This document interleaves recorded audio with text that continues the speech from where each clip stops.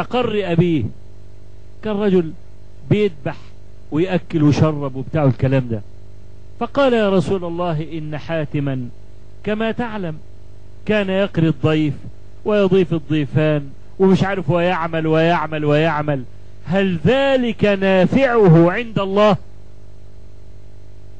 الكرم اللي عمله ده والمال اللي عمال يديه للناس كده، هل ذلك نافعه عند الله؟ تعرف الرسول صلى الله عليه وسلم ماذا قال له؟ قال إن أباك أراد شيئا فناله.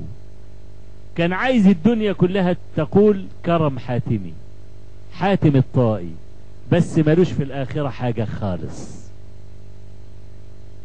يبقى ده خسر الخسران المبين ولا لا؟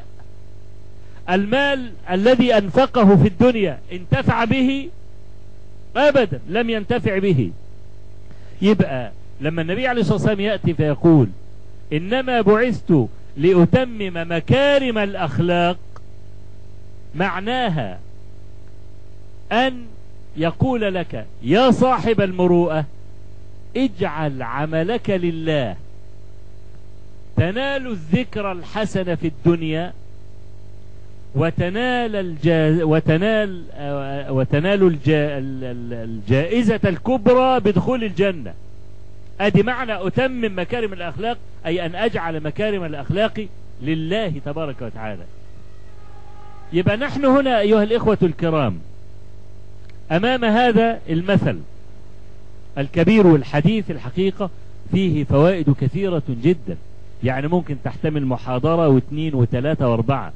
لو مسكنا المحرم لوحده، مسكنا الصراط المستقيم لوحده، لو مسكنا حدود الله لوحدها، لو تكلمنا عن كتاب الله كإمام لنا وحده، لو تكلمنا عن الضمير والمروءة وحدها، كل واحدة من هذه ممكن تحتمل محاضرة واثنين وثلاثة. لكنني أردت أن ألقي ضوءا عاما على هذا الحديث. ليه؟